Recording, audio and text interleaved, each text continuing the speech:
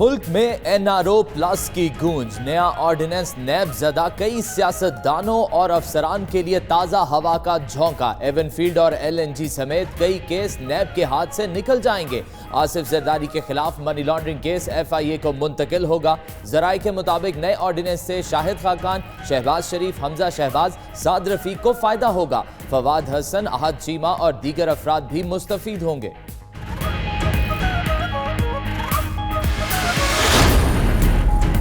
नया नैब ऑर्डिनेंस मौजूदा हुक्मरानों के लिए भी इंतहाई मुफीद। नैब में बीआरटी, मालम जबा और हेलीकॉप्टर केसेस की तहकीकात नहीं होंगी। मजीद वजीर दिफा परवेज खटक और वजीर आजम के प्रिंसिपल सेक्रेटरी आजम खान समेत कई हुकूमती शख्सियात होंगी मुस्तफीद।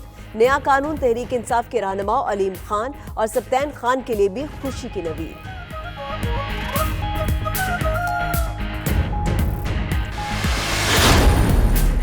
नैब तरमीमी ऑर्डिनेंस हतमी मुसव्वदे में सरकारी अफसरान के खिलाफ कार्रवाई स्क्रूटनी कमेटी से मशरूत करने की शिक शामिल नहीं। करप्शन की हद 50 करोड़ और 3 माह में तहकीकात मुकम्मल ना होने पर जमानत की शिकें भी निकाल दी गई। ऑर्डिनेंस फौरी नाफिजुल अमल, नोटिफिकेशन जारी। टैक्स और लेवी के मामलात नैब के इख्तियार से बाहर। जारी इंक्वायरीज मुतल्लिका फोरम्स को मुंतकिल। नैब अवामी ओहदेदार के खिलाफ बद इंतजामी के इल्जाम में कार्रवाई नहीं कर सकेगा।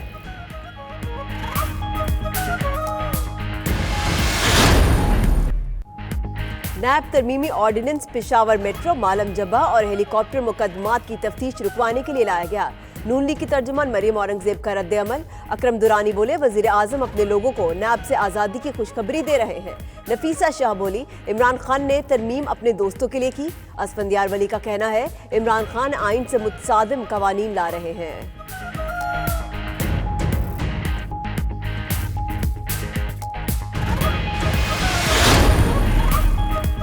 नैब तरमीमी ऑर्डिनेंस 2019 आला अदालतों में चैलेंज। ऑर्डिनेंस के खिलाफ सुप्रीम कोर्ट कराची रजिस्ट्री में दरख्वास्त दायर। महमूद नकवी ने मौक़िफ़ अपनाया, ऑर्डिनेंस आइन के आर्टिकल 25 के खिलाफ है। वज़रा और सरकारी अफसरान की करप्शन को तहफ़्फ़ुज़ देने की कोशिश है। अदालत नैब तरमीमी ऑर्डिनेंस मुअत्तल करने का हुक्म दे। लाहौर हाई कोर्ट में भी ऑर्डिनेंस के खिलाफ दरख्वास्त दायर।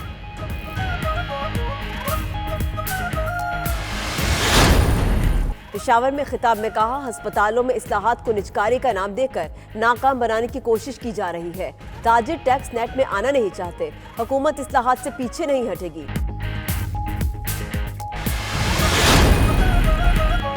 स्टेट बैंक की कमर्शियल बैंकों को चिप वाले एटीएम और डेबिट कार्ड जारी करने की हिदायत। 31 दिसंबर को पुराने एटीएम और डेबिट कार्ड्स बंद हो जाएंगे। बैंकों को पुराने कार्ड नए चिप वाले कार्ड में मुफ्त तब्दील करने की हिदायत की गई।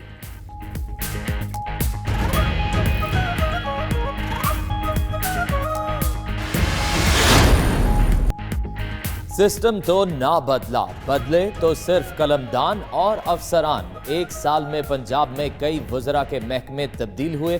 पुलिस और ब्यूरोक्रेसी में आया तब्दीलियों का तूफान। हाफिज यासिर इस्तीफे के बाद दोबारा वजीर बने। बारिजवान काबीना में शामिल हुए। वजारत इत्तलात फयाजुल हसन चौहान से शमशान बुखारी, उनसे असलम इकबाल और फिर चौहान के पास वापस आ गई। यासिर हमायूं और राजा बिशारत के कलमदान भी बदले गए। पाकिस्तान की बड़ी सफारती कामयाबी। ओआईसी का खुसूसी इजलास आइंदा साल इस्लामाबाद में होने का इम्कान। सऊदी वली अहद ने वजीर आजम इमरान खान को खुसूसी इजलास की यकीन दहानी कराई थी।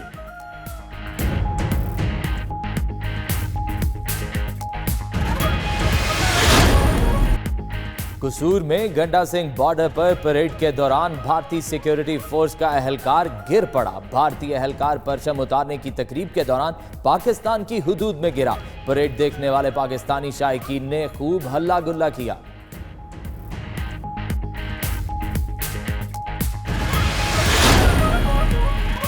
सकर्दू में रिकॉर्ड तोड़ सर्दी। दर्जा हरारत -25 तक गिर गया।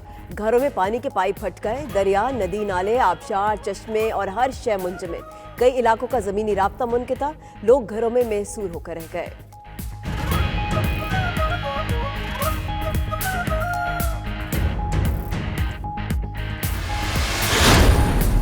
वादी नलतर में सादिया खान स्की कप के मुकाबले खत्म। विमेन स्लालम कैटेगरी में इमामा वली की पहली, जिया अली की दूसरी पोजीशन। जॉइंट स्लालम कैटेगरी में खुशीन साहिबा ने पहली, हुमैमा वली ने दूसरी पोजीशन ली। बॉयज अंडर 16 कैटेगरी में सैफुल्ला पहले, जुबैर अली दूसरे नंबर पर रहे। अंडर 14 में जमान अली की पहली, जाहिरुल्लाह की दूसरी पोजीशन।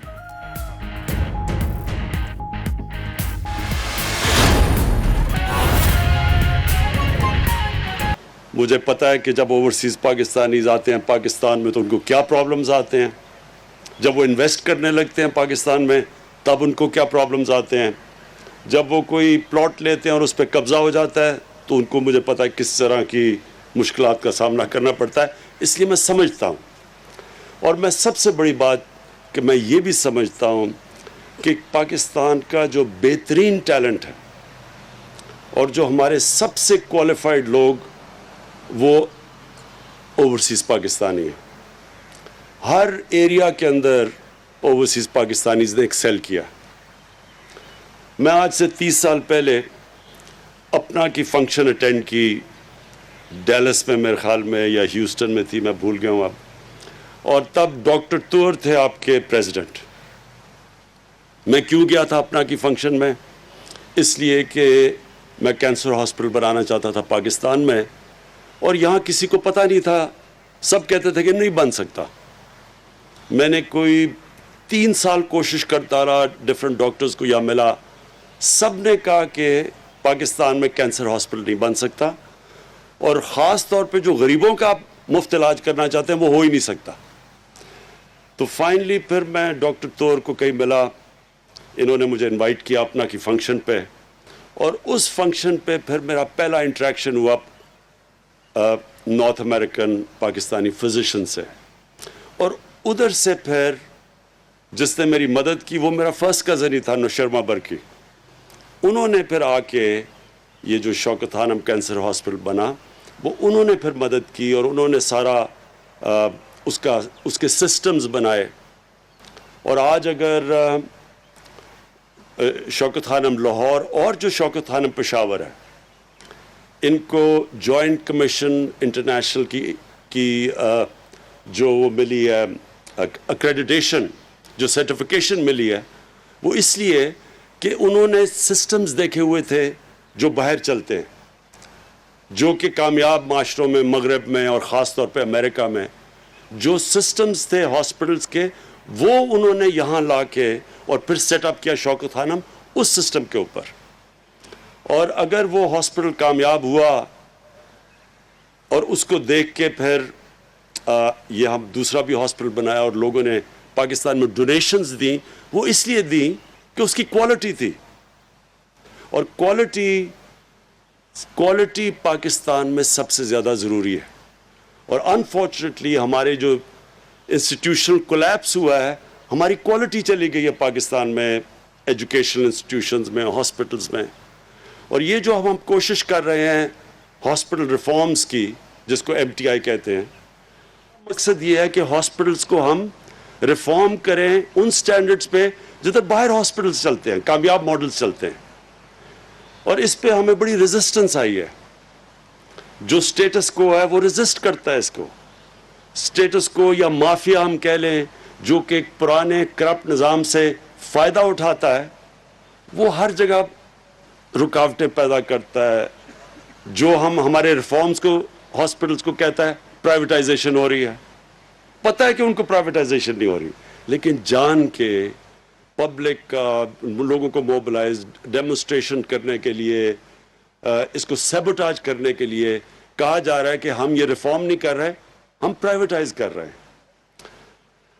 और क्योंकि आप सब उन हॉस्पिटल्स आपने देखे हुए हैं अमेरिका में, जिनकी जो इदारे हैं, जो कामयाब मॉडल्स जो चलते हैं, तो प्रॉब्लम हमारे पाकिस्तान में सिर्फ ये है कि जो हमारा गवर्नमेंट का सिस्टम बन चुका है, गवर्नमेंट के जो हॉस्पिटल्स बन चुके हैं, उसमें क्वालिटी का इलाज मिल ही नहीं सकता।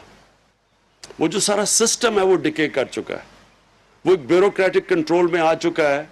और जो इनको कंट्रोल करते हैं उनको पता ही नहीं है कि मॉडर्न हॉस्पिटल्स का एडमिनिस्ट्रेटिव स्ट्रक्चर क्या होता है, सिस्टम क्या है, चलते कैसे हैं।